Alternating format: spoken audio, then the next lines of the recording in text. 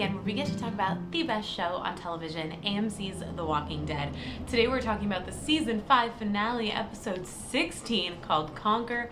What did you guys think of the episode? I am utterly amazed that we can have such an intense episode and yet not have any major characters die. I couldn't be any more happier. For those of you who are new here, welcome! Thank you for subscribing. It makes me so happy to see new subscribers come and actually like my channel and stick around. So let's get right into the review. I'm hoping not to make this too long of a review, but you guys know me, I tend to ramble a little bit, so sorry if I get off topic, but let's get right into it. I've kind of broken this review down into two different sections. We're going to talk about the wolves and everything having to do with the wolves, and Morgan and Daryl and Aaron, and then everybody else at Alexandria, just to make it a little bit more easier. This episode, we were jumping back and forth between so many different storylines that it was almost, my brain at the end of it was like, what just happened? What happened? I don't even know what I just watched. So I watched the episode again. And I want to talk about it. So the opening scene starts out with Morgan. I couldn't be any happier to see Morgan in an episode than this one. I knew we were going to see him, but I kind of thought it was just going to be like he meets up at the end, you know, and either saves the crew from something, or I don't know. I was not expecting him to be in a huge portion of the episode. So we see him, he's all alone, he's waking up in the car, and he's having breakfast outside, and one of the wolves walks up.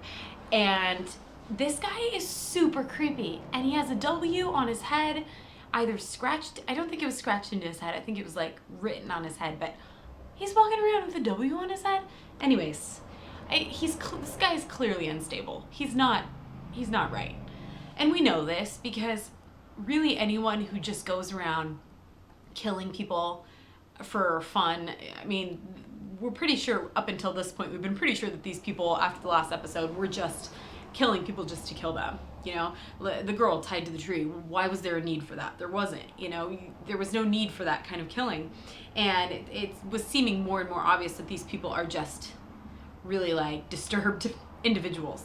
So, but we hear about why they're calling themselves the wolves. And I had to really think about it at first, because even though they explained it, my brain was just not, it wasn't clicking with what they meant. And what I got from it was the first settlers that were in the area put bounties on the wolves' heads, and they got the natives there and everyone to kill the wolves, essentially, and it didn't take long before all the wolves were killed off. And then when he said, but they're back now, meaning his men, him and this other guy, potentially more people, we're not sure at this point, call themselves the wolves, and they are now hunting the humans and hunting every last one of them. He also says that this is his job, that he meets people about every 2 weeks. Morgan comments that that's actually kind of a lot, and that's what these guys are doing. They're going after people, they're hunting them, they're taking everything that they have, and they're killing them. They do not leave anybody alive, and they either leave them behind, or most of the time it seems like they're using them for these traps that they have set up. So, which we'll talk about in a minute. But, and he tells Morgan, I mean, he's pretty straightforward with Morgan. He says, I'm gonna take you and you're not exactly gonna be alive anymore. And who knew that Morgan had such Jedi skills? Did you guys know that? I didn't know that he could fight like that. Pleasantly surprised. You know, I figured as much. I figured that he would somehow get out of it. I just had no idea he was so good with a walking stick. Jeez. Pretty amazing, pretty epic. A great return for Morgan's character. He's definitely not crazy anymore, but he leaves them alive. And this was what was a little bit upsetting to me, because the whole theme of Morgan's character now, it appears, is that he believes that every life is precious. You know, you don't just go around killing people. So even though he knew, I mean, this guy straight up told him that they've blown through camps and taken everything that they have, and that he intended to kill him. And yet he still left these two guys alive in the car. And, you know, when he honked the horn when I was watching the episode, I assumed that he was honking the horn to draw the walkers there, to eat these guys, you know, to trap them in the car. But in The Talking Dead, Lenny, what is his name? Lenny James? I also didn't know he was British. Pretty amazing. But he says that he was honking the horn to make sure that there were not any walkers around so that it was safe to leave them in a safe spot. I don't understand how, if you know that these guys are really bad people, I mean, you're not just maybe they're bad people. He knows they're bad people. And yet you just leave him alive. Leave him alive. You leave both of them alive. Oh, it's so frustrating. So frustrating. That's gonna be one of my rants here. So before he attacked Morgan, we also hear him talk about how they've set up traps. They've set up traps, and we then later get to see one of the traps that they've set up, and I mean, it's an extensive trap. These guys are pretty smart. Despite how disturbed and mentally maybe ill they appear to be, they're still pretty smart to set up a trap like that. Like, that was pretty extensive. And worked out so well that you can corral a crazy amount of walkers with just music and noise and lock them all up and just have 2 men be able to handle that. I mean, there was easily 100 walkers there. Easily. We'll get to that in a minute. I'm jumping ahead of myself. So we have Aaron and Daryl. They're tracking this red poncho guy, as he has been dubbed, also known as Little Red Riding Hood. I will admit I didn't catch that reference, but a lot of people were mentioning that, and I definitely see it now. I think that's pretty awesome. I'm a little pissed at myself for not recognizing that, but sometimes I get so focused on the characters that I miss the bigger picture of things. So I'll be the first to admit I didn't see it, but I think it's absolutely wonderful that they included that. I mean, it's perfect. It's perfect. We see Aaron and Daryl unknowingly come across this huge trap. They see the big food warehouse. I mean, how can you pass that up? Aaron tucks Daryl into staying and getting it, and little do they know, I mean, just seeing this trap, it was incredible. You flip one door and all of the other doors on the trucks open from the front, from the back, and the front. So they're suddenly surrounded by hundreds of walkers, and the only place to go is this car that is conveniently right there in the middle with the doors unlocked. So they jump in the car and they find the note that says, "This is a trap, there's bad people coming." And I will tell you that I got really, which I'm sure you saw in my reaction video, I got really emotional because it seemed like Daryl was going to sacrifice himself to get them out of there. And, you know, he's just like, just let me finish my smoke first. And at that point, what I love about The Walking Dead is that they put our characters in these seemingly impossible situations to get out of. And you're really like, how in the hell are they going to get out of this? I mean, there's no way. There's no way to escape without being killed, because there's literally 100 walkers surrounding your car. Like, and then Morgan shows up. And there was such relief, and I'm sure you could see it on my face if you watched the video, but there was such relief when Morgan showed up and saved them. And, you know, Daryl and Aaron, they ask him why, and he says, because every life is precious. And that's when we realize why he didn't kill the wolves, why, you know, we realize his mindset that in this world where the walkers outnumber the people, every life is precious. And it's so true, but it's also such a, there's something wrong in that belief, because really not every life is precious. I mean, it can't be when you have these murderers walking around killing people. So Morgan asks, he doesn't want to go back with them to Alexandria, but he asks for directions, and Daryl sees Rick's name on the map, and they all go back to Alexandria. We assume that. We find out at the end of the episode that they ended up back there in time. They're about 50 miles out. So 50 miles out from Alexandria is about the radius where Shirewilt was, probably in the opposite direction of where Daryl and Aaron are. But if we're picturing a big circle around Alexandria and they go about 50 miles out, Shirewilt, the wolves were at Shirewilt as well. And now they're back 50 miles, maybe in a different direction. We're not sure which direction Daryl and Aaron went out looking for people, looking and recruiting. So we're not kind of sure in relation to that, but we know that these wolves have been all over. And we know that they were at Shirewilt, and for some reason they haven't come across Alexandria yet, which is great, except that Aaron has left his bag at the car where the walkers were, and the wolves see pictures of Alexandria. Now, as one of my viewers pointed out, Aaron was very careful not to put actual directions to Alexandria in his bag so that in case something like that happened, it would just be in his head, you know. There's nothing written down. He has to think of the safety of Alexandria. So we know that the wolves are going to be very interested in Alexandria with the walls and everything. It's very ideal for them. They're going to definitely want everything that the Alexandrians have. How are they going to find it? That is the question.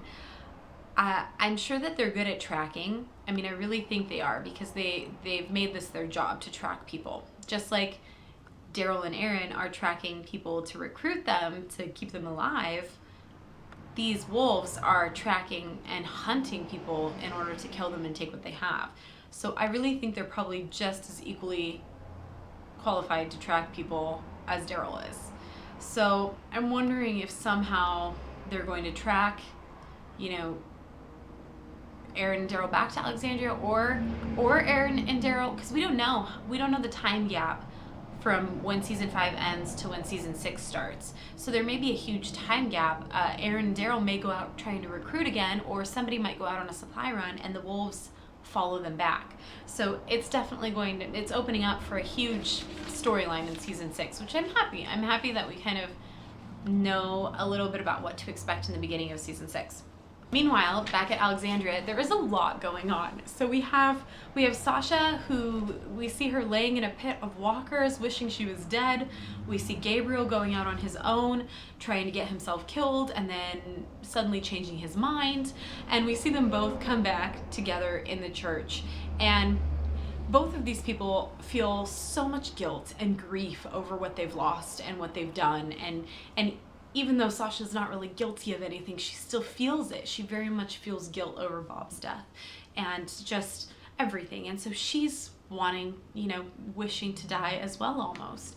And she comes to Gabriel for help, and it doesn't quite go as planned. He says some really nasty things to her, and she attacks him, and she's gonna kill him, and Maggie comes in and stops her. And I missed it the first time, and the second time when I watched it, you see them when Rick brings the walker to the meeting and is giving his speech. It's kind of flashing. It flashes to Tara, it flashes to Glenn and Nicholas, and it flashes to Sasha and Maggie and Father Gabriel, and they're sitting in a circle praying inside the makeshift church. And I think that shows us that at this point, this is the moment where Sasha and Gabriel they're going to move past this. By the time we see them again in season 6, they're going to be different people. I think they are going to be coping a lot better, and we're going to see them both in much better places. So at this point, I don't think Father Gabriel is going anywhere. I think he's going to be, as much as I despise him, I feel for him as well, because we know that a lot of what he does and says, it is very hypocritical, but when you feel so much grief and guilt over something, like when you feel really guilty, a lot of times you project that guilt and anger on other people, and you try and put the blame on them, just like he was trying to put the blame on Sasha, when in reality he was feeling such incredible guilt over leaving all of his flock out there to die outside of the church. Like, he's still reeling from that. So I think by the time we get around to seeing season 6, they'll be in much better places. We're not going to be seeing them moping around anymore. I think Sasha's going to be great. I think she's going to be the Andrea that we're expecting her to be from the comics. She's going to finally be in that place. And I think, I can't remember when Father Gabriel died in the comics or how, so I'm kind of glad I don't remember that. But I think that he's still going to be around for a little while, and I don't think he's going anywhere. And then we have Nicholas and Glenn. Oh my gosh, I hate Nicholas so much. I was so hoping that Glenn would just blow him away and we could just be done with it. In the end, I'm happy that Glenn didn't kill him, because I feel like Glenn's in a point right now where he is so angry, but he would have felt a lot of guilt over it. It's not in Glenn's character to kill a human unless he absolutely has to. So, but Nicholas leads him out there and then shoots him, tries to shoot him. He's such a coward. He can't even stand in front of him and face him when he's going to shoot him.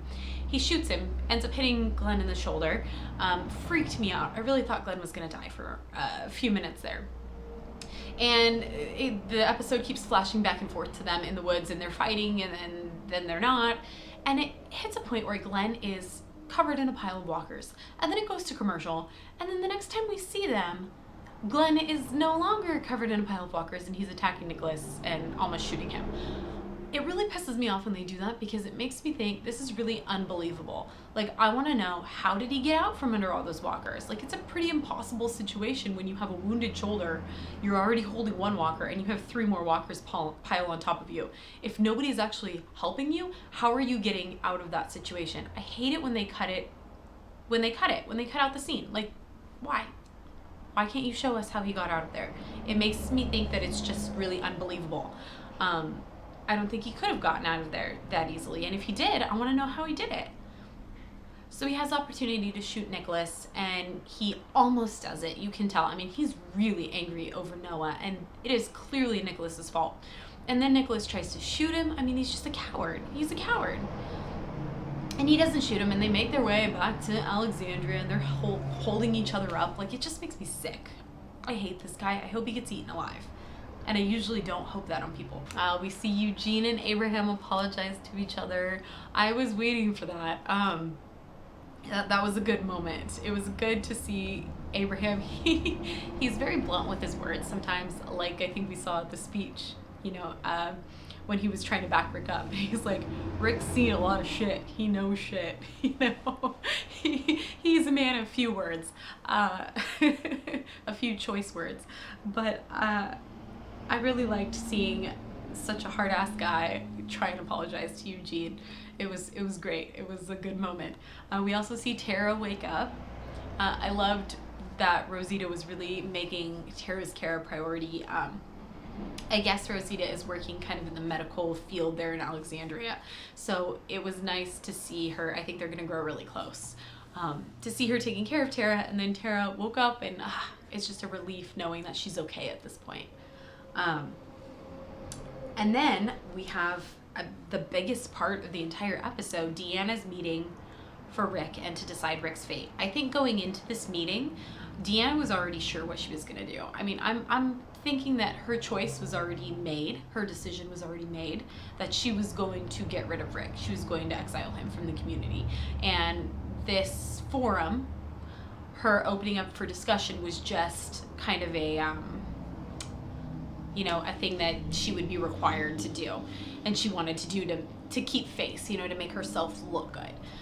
And she decides to start the meeting without Rick being there. Gabriel wasn't there, and we kind of see all of Rick's group vouching for him, and sticking up for him. And you still, the entire time, you don't see Deanna's face change. She's very stern looking, and you can tell she's already decided what she's gonna do. She doesn't believe any of this. She's a very hardened person. She thinks she knows what she's doing, but she really has no idea. Meanwhile, in the background, Rick has discovered that Gabriel, I swear to God, he's left the gate open because he doesn't give a shit. Apparently he wants to die anyway, so he left the gate open. Walkers got in. We don't know how many walkers. Suddenly it's all dark outside. And I think what they were trying to do was the sun was going down quickly, because really when you hit that point, it's not just that it was like, oh, all of a sudden it's dark out. I think they were trying to tell us that the sun was going down, and then it usually happens fairly quickly, so all of a sudden it's dark. They probably could have been a little more gradual with it, so it wasn't just like, oh, was it an hour later? How long has he been looking for these walkers that got into the town? It seemed weird. So he's back killing the walkers. Gross. Eyeballs exploding everywhere. Ew. It's like in his mouth. Anyways, super gross walker moment. Like I always say, the walker kills never cease to amaze me. They're just always thinking of something new. Eyeballs popping out, oh my gosh. Like, it's in your mouth, Rick. Ugh. And then he doesn't even wipe his face off. So he brings the walker to the meeting, and he gives an epic speech. I mean, he's pretty much telling them that they have to be prepared for anything, that they're not ready, but they have to be ready right now. And literally right that moment, Pete walks in with Michonne's katana. How did he get the katana? Is the katana in the same house as Judith and Carl? I forgot his name there for a second. Because how did he get the katana out of there with them in the room? And we know that Rick's group has 2 houses, so maybe Michonne's katana was in the other house. It's weird. Anyways, this guy has completely lost his mind. Reg tries to stop him from moving forward, and he shoves Reg. And you know, I replayed this scene a few times, and at first I thought that he was just like, whatever, I'm just gonna slice your throat because you're in my way. No, it was an accident. He had the katana in his hand, and he goes to shove Reg, and as he's shoving Reg, inadvertently slits his throat. So it's not like he did it on purpose, and yet it was almost like he didn't even realize what he had done. Reg is on the ground bleeding out, Deanna's screaming, and he is like, it's like he doesn't even know what he just did. He's just lost his mind. He's lost his mind. Abraham's got him on the ground. I think that Carol told Rick to wait. What did Carol? I replayed it like 3 times and I didn't catch it. But Rick looked at Carol right as this was happening, right as Reg's throat was slit, and I think she told him, she just said, not now, like, wait a second. And they waited for Deanna, and it was like Deanna had a moment of, she's so distraught and angry and just overcome that she tells Rick to do it. And it was, I think it was very important that it was Deanna's decision to make Rick kill Pete, because if Rick had just killed Pete, it might not have had as big of an impact on the group. But Deanna, the leader, said, do it. And Rick did it. And he didn't hesitate at all, not even for a second. And then he looks up, and Morgan and Daryl and Aaron are right there, and they've seen, we don't know how much they've seen. We assume that they just, I mean, we know that they just witnessed him kill Pete. So we don't know if they saw what led up to it. All Morgan sees, I think, at this point is there's a guy on the ground with his throat slit. Rick just shot a guy in the head, and Rick's covered in blood, and he looks like he's been in a war. And that look that Rick gives Morgan when he kind of has the realization of what's happened, I got chills. I got such chills. This show, I'm amazed by the show every time I watch it. This was by far the best season finale, I think. I saw somebody compare it to season 2 finale, and I had to go back and think. And season 2 finale was when they were all attacked on Herschel's farm, and that was an epic season finale. I mean, season 2 has always been one of my favorites, and I get a lot of flack for that because there's a lot of people out there that didn't like season 2. I really loved it. I loved them being at the farm and seeing all of these new people and trying to find a home and then having it taken away. And I loved the thought where at first, you know, everyone was disbanded and we're like, how are they going to come back together and find each other? So that was a really great season finale. And so to see that compared with this season 5 and to not have lost any major characters, I agree that season 5 is the best. It is the best. It surpasses any other season finale that I have thought was the best. And to be able to say that, and we didn't lose anyone, I feel such relief. Like, there were a few moments there in watching this episode where I thought, we're gonna lose Carol at the last minute. We're definitely gonna lose Daryl. Oh my gosh, it's gonna be Glenn. Like, who is it gonna be? Somebody's gonna die, and it's gonna be really bad. And because I heard that there were a lot of spoilers going around, but I didn't hear what they actually were. So I was pretty certain that we were gonna lose somebody big. So I'm really happy that we could have such an intense episode and yet not lose anyone. It was great. It was great. It was great. And we got to see the preview for Fear the Walking Dead. Anyways, that's it for my review. I don't know how much of this I'm going to edit out. It's probably going to be really long. I hope you guys like it. I'm always kind of bad at reviews because I can never get my thoughts together in a concise, short amount of time. So, yep, you get what you get. I hope you like it. Stay tuned, more videos are coming, and I hope you have a fantastic day. Let me know what you guys thought of the episode in the comments below. Bye.